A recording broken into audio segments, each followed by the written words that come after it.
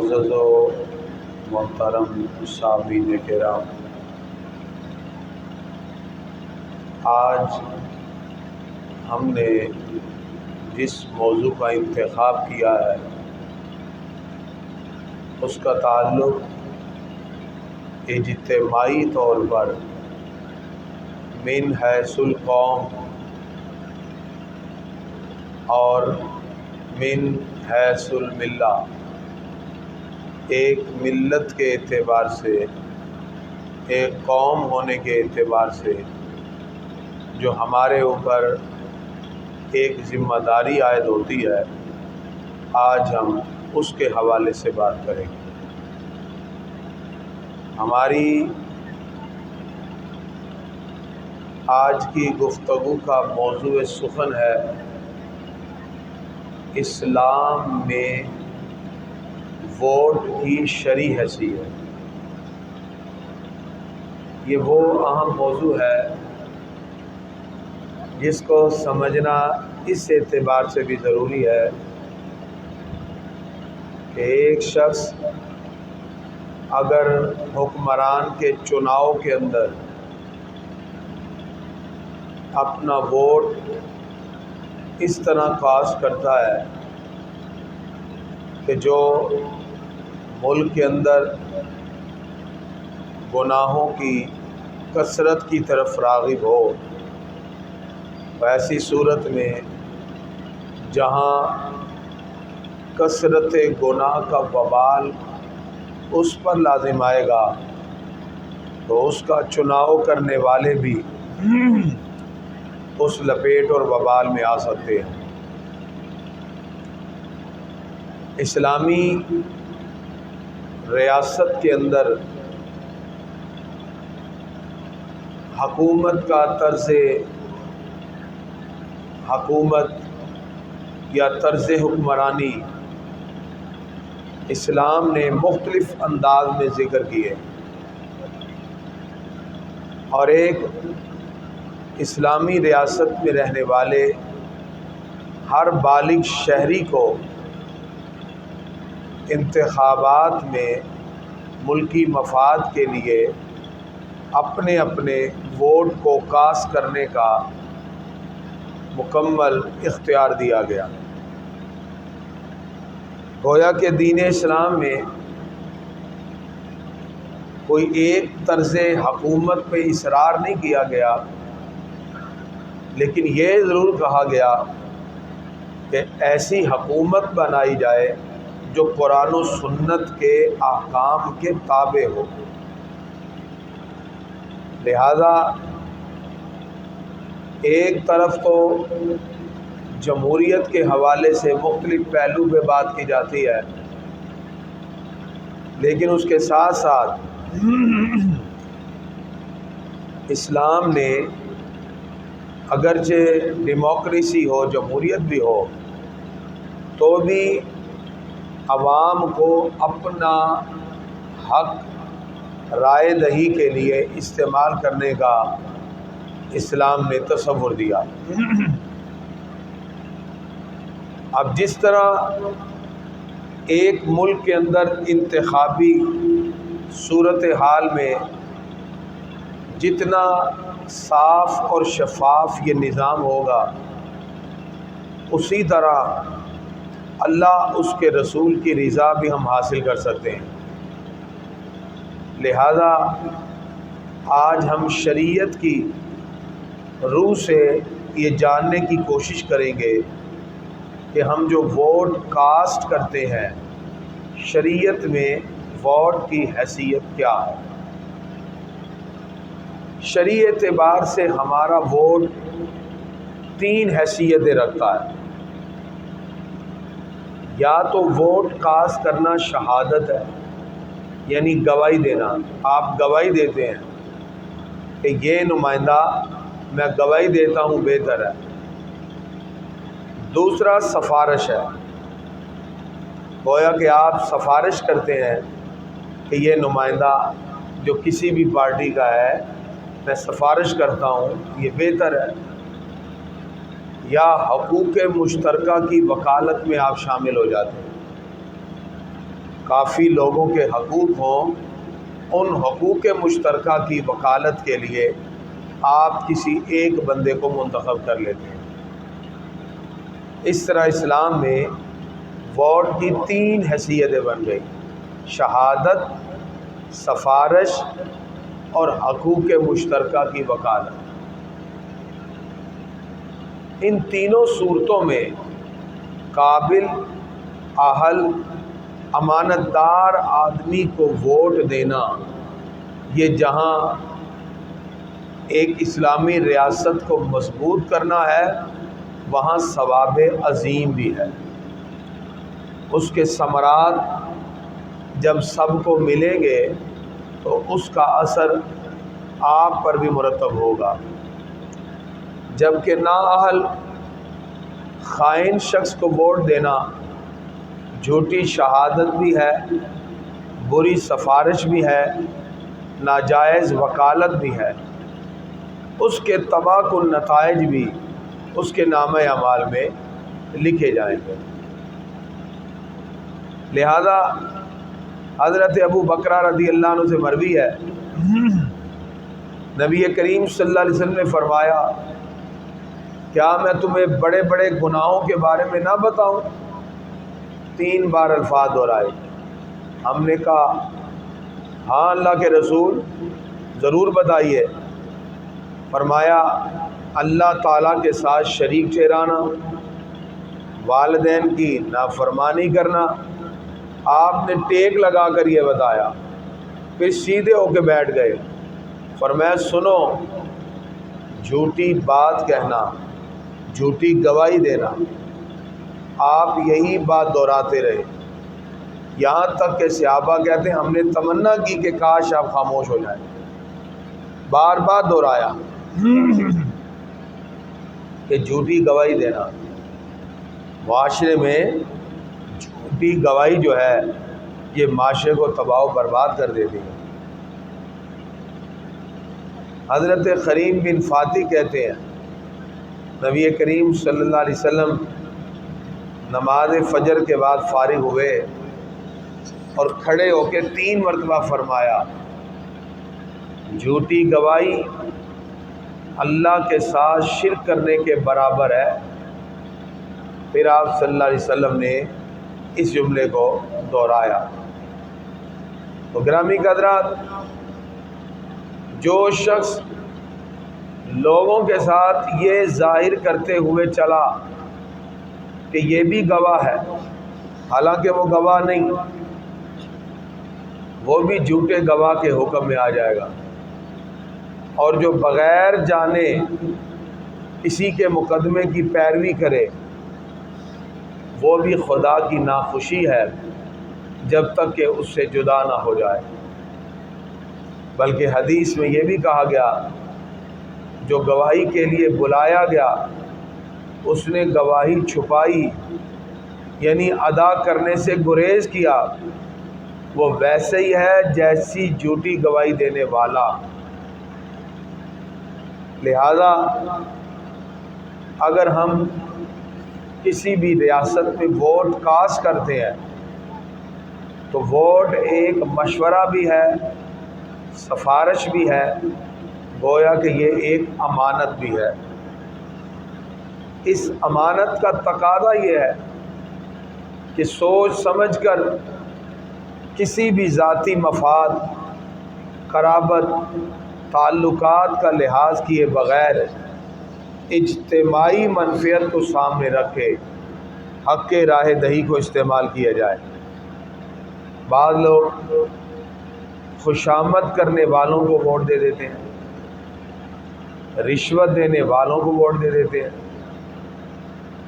طرح طرح کے سبز باغ اور وعدے کرنے والوں کو ووٹ دے دیتے ہیں۔ ایسی صورت میں وہ اپنے روشن مستقبل کو خود اپنے ہاتھوں سے داؤ پہ لگا دیتے ہیں۔ یاد رکھیے، ہمارا ماضی بڑا خوبصورت ہے اور احتساب کا تصور جس قوم میں رہتا ہے وہ قوم بلندی پہ جاتی ہے۔ اور جو قوم احتساب سے غافل ہو جائے وہ قوم پستی کی طرف چلی جاتی ہے۔ اسی لیے گرامی حضرات، دین اسلام میں ایک شخص اپنی ذمہ داریوں سے سبکدوش ہونے کے لیے وہ ووٹ کو کاسٹ کرے گا تو اس کے لیے ایک خوبصورت معاشرے کی تشکیل میں حصہ دینا شامل ہوگا۔ اب آئیے ہم تاریخ کے تناظر میں اس کا جائزہ لیتے ہیں۔ ووٹ ایک جدید اصطلاح ہے۔ عہد رسالت مآب صلی اللہ علیہ وسلم میں، خلافت راشدہ میں اور قرون اولیٰ میں اس کے ہم معنی کوئی اصطلاح نہیں تھی۔ ایک تو یہ جدید جمہوری دور کی اصطلاح ہے ووٹ دینا۔ عہد رسالت مآب صلی اللہ علیہ وسلم، عہد خلافت راشدہ، بعد کے ادوار میں ہمیں خلیفہ کے انتخاب کے لیے بیعت کی اصطلاح ملتی ہے کہ صحابہ سرکار کی بیعت کرتے تھے، اور قرآن مجید میں اس کا ذکر موجود ہے۔ عہد رسالت میں بھی بیعت کی کئی صورتیں ملتی ہیں۔ آقا علیہ الصلوۃ والسلام قبول اسلام کے لیے بیعت کرتے، اسے بیعت علی الاسلام کہتے ہیں۔ ہجرت کے موقع پر بیعت کرتے، اسے بیعت علی الہجرہ کہتے ہیں۔ جہاد کے موقع پر بیعت کرتے، اسے بیعت علی الجہاد کہتے ہیں۔ سلمہ بن اکوع سے نبی کریم صلی اللہ علیہ وسلم نے 2 مرتبہ جہاد پر بیعت لی، لہذا یہ بیعت کا تصور تو سرکار کے دور میں ملتا ہے۔ مومن مرد اور عورتیں سرکار دو عالم علیہ السلام سے بیعت کرتی۔ اب عورتوں والی جو بیعت ہے، یا بیعت عقبہ اولیٰ یا بیعت عقبہ ثانیہ، یہ ساری جو بیعت کا تصور ہمیں ملتا ہے، نبی کریم صلی اللہ علیہ وسلم کے بعد یہ بیعت خلافت یا بیعت امارت کے نام سے مشہور ہوئی۔ خلفائے راشدین جب امیر بنتے تو پھر مسجد میں آتے اور لوگ ان کی بیعت کرتے۔ فرق یہ ہے کہ آقا علیہ الصلوۃ والسلام کی بیعت غیر مشروط تھی، کیونکہ انبیاء اللہ کے منتخب کردہ ہوتے ہیں، ان کا علم وحی کے ذریعے ہوتا ہے، ان کے فرامین کو رد کرنے کا اختیار کسی کے پاس نہیں، لیکن حاکم وقت ان کی اطاعت کرنا یا ان کے احکام کو ماننا، یہ بیعت مشروط ہوگی۔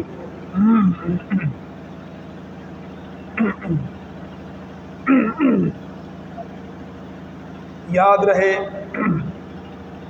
اب جو جمہوریت کے اندر اصطلاح استعمال کی جاتی ہے وہ ووٹ کی استعمال کی جاتی ہے۔ قانون ساز اداروں کے ارکان، وزرائے اعظم، صدور کا انتخاب ووٹ کے ذریعے ہوتا ہے، اور ووٹ کے لیے عمر کی شرط ہوتی ہے، بس صداقت و دیانت کی کوئی شرط نہیں ہے۔ ہمارے ہاں جمہوری نظام میں ایک متقی پرہیزگار کے ووٹ اور ایک فاسق و فاجر کے ووٹ دونوں کو برابر قرار دے دیا گیا۔ حالانکہ ووٹ تو ایک شہادت کا درجہ ہے۔ اسمبلیوں اور کونسلوں میں امیدوار کو ووٹ دینا ایک گواہی ہے۔ اسی لیے جب ہم کسی کی گواہی دیتے ہیں تو لہذا جب گواہی دیں تو بالکل پوری طرح گواہی دیں۔ جیسے امتحانات طلباء کے پرچوں پہ نمبر لگاتے ہیں، یہ شہادت ہے۔ اگر جان بوجھ کر یا بے پرواہی سے نمبروں میں کمی بیشی کی جائے تو یہ جھوٹی شہادت میں شامل ہوگا۔ اور قرآن کی روح سے نمائندوں کے انتخاب کے لیے جو ووٹ دیا جاتا ہے وہ سفارش ہو تو سفارش بھی جو اچھے کام میں کرے گا اس میں اس کا حصہ ہوگا، اگر برے کام میں کرے گا اس میں اس کا وبال ہوگا۔ یا آپ ووٹ دیتے ہیں تو یہ وکالت ہے، وکالت کے اندر بھی اگر آپ صحیح وکیل کریں گے تو اس کے اثرات آپ کی طرف منتقل ہوں گے، اور اگر آپ وکالت میں غلط بندہ کریں گے تو اس کے اثرات بھی آپ پر مرتب ہوں گے۔ لہذا گرامی کے حضرات، اسلام نے ایک ریاست میں رہتے ہوئے افراد کے مابین اس تصور کو قائم کیا کہ وہ اگر ووٹ کاسٹ کریں تو دیانتدار امانت دار بندے کو ووٹ کاسٹ کریں، وگرنہ وہ جھوٹی گواہی میں شامل ہوں گے، جھوٹی سفارش میں شامل ہوں گے یا جھوٹی وکالت میں، اس کے اثرات ان کی ذات پر بھی مرتب ہوں گے، جس کی وجہ سے ان کو بھی بہت سا نقصان اٹھانا پڑے گا۔ اسلام ان چیزوں کی تائید اور تحسین کرتا ہے جو آپ کی ذات میں بھی حسن پیدا کریں، اور اگر کسی معاشرے میں افراد کے حقوق میں پرابلم ہو جائے، لوگوں کے معاملات میں کہیں نہ کہیں کمی بیشی کا تصور آ جائے، تو ایسی صورت میں انسان خود بھی برائی میں مبتلا ہوتا ہے، اور اس برائی کا حصہ بننے کی وجہ سے اس کا وبال بھی اس کے اوپر پڑ جاتا ہے۔ تو آج کی ہماری گفتگو سے معلوم ہوا کہ جب بھی ووٹ کاسٹ کیا جائے تو دیکھ کے کیا جائے جس امیدوار کو آپ ووٹ کاسٹ کر رہے ہیں آپ کہیں جھوٹی گواہی تو نہیں دے رہے، جھوٹی سفارش تو نہیں کر رہے، کیا آپ نااہل بندے کو اپنا وکیل تو نہیں بنا رہے؟ یہ تینوں چیزیں جب آپ کے مد نظر ہوں گی اور اللہ کی بارگاہ میں جواب دہی کا تصور ہوگا تو پھر آپ ووٹ کاسٹ کرتے ہوئے اس بندے کا انتخاب کریں گے جو شریعت کی پاسداری کرنے والا ہو۔ تو اس اعتبار سے آج کی ہماری گفتگو کا بنیادی نقطہ ایک ریاست میں ہونے والے انتخابات میں کیے جانے والے ووٹ کاسٹ کرنے کی شرعی حیثیت ہے، اور اسی پر ہم نے آپ کے سامنے بات کی۔ اب اگر آپ کے ذہن میں کوئی سوال ہے آپ پوچھئے، اس کے بعد پھر ہم دعا کی طرف بڑھتے ہیں۔ جی، ایک بچے نے سوال پوچھا تھا، ایک صاحب کہہ رہے ہیں جی ادھر پاؤں کرنا منع ہے۔ میں نے کہا جی کیوں منع ہے؟ کیوں منع ہے؟ شریعت میں صرف قبلے کے طرف پاؤں کرنے کی ممانعت ہے، آپ ادھر پاؤں کریں، ادھر پاؤں کریں یا ادھر کریں، کسی اور جگہ پاؤں کرنا منع نہیں ہے۔ اعلیٰ حضرت نے بھی اس کی تفصیل لکھی ہے۔ بعض کہتے ہیں ادھر قطب ہوتا ہے، اعلیٰ فرماتے ہیں قطب ایک ستارہ ہے، تو ستارے تو ہر جگہ ہوتے ہیں، اور ستارے کی کون سی عزت ہوتی ہے؟ آپ اس ستارے کے لیے طرف پاؤں تو ادھر بھی تو ستارے ہیں، ادھر بھی تو ستارے ہیں، جہت صرف ایک ہے اور وہ ہے قبلہ، اسی کی طرف ہم پاؤں نہیں کرتے۔ باقی آپ ادھر بھی پاؤں کر کے سو سکتے ہیں، ادھر بھی پاؤں کر کے سو سکتے ہیں، ادھر بھی سو سکتے ہیں، اور شریعت میں کسی اور جگہ پاؤں کرنے سے منع نہیں کیا گیا۔ جب شریعت نے منع نہیں کیا تو پھر کوئی بندہ کہے نہیں کرو تو بندے کی بات کی کیا ویلیو ہے؟ ہم نے تو شریعت کو دیکھنا ہے۔ جی کوئی اور سوال ہے آپ؟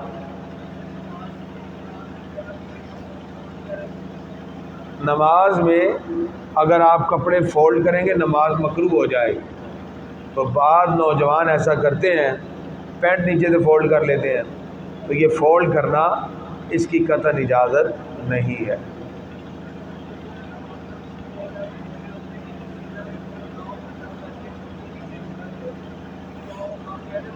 اگر آپ نے واجب چھوڑ دیا، آپ نے رکوع کے بعد قومہ نہیں کیا تو نماز مکروہ ہے، واجب الاعادہ ہے، دوبارہ پڑھو۔ نہیں دوبارہ اس کو ادا کیا جائے اور اس سے پھر آپ کی نماز ہو جائے گی، کیونکہ آپ نے، اور اگر بھول کر آپ نے واجب ترک کیا ہے تو پھر سجدہ صاحب کریں گے تو ہو جائے گا، جان بوجھ کر کیا ہے تو پھر دوبارہ پڑھو، کیونکہ آپ نے واجب کو جان بوجھ کر ترک کیا ہے۔ واجب بھولے سے چھوٹے تو سجدہ صاحب ہوتا ہے، جان بوجھ کر چھوڑنے سے نماز دوبارہ پڑھنی پڑتی ہے۔ ہاں وہ کر سکتے ہیں، ٹھیک ہے نا۔ قبلہ ایک ایسی جگہ ہے جس کے لیے عزت و احترام ہے، باقی کسی بھی جگہ کسی جہت کے بارے میں کوئی فقہا نے تصریح نہیں کی کہ آپ قبلے کے علاوہ کسی اور جگہ بھی پاؤں نہ کرو۔ یہ عوام میں مشہور ہے کہ ادھر پاؤں کرو تو پاؤں کاٹ دو، ادھر پاؤں کرو تو دوسری طرف کر دو، چلو ان پیر ہی کٹی جاؤ سارے سے، لتیں ہی بڑھ دو پڑ گئے۔ یہ کس نے آپ کو کہا؟ ایسے لوگوں نے موجود کیا، جاہلیت ہے۔ تو اس طرح یہ جاہلیت کی باتیں اسلام میں اس کی اجازت نہیں ہے جب تک کہ کوئی شرعی دلیل نہ ہو۔ شریعت ہمارے لیے رہنما اصول ہے۔ مولا یا صلی و سلم دائما ابدا علی حبیبک خیر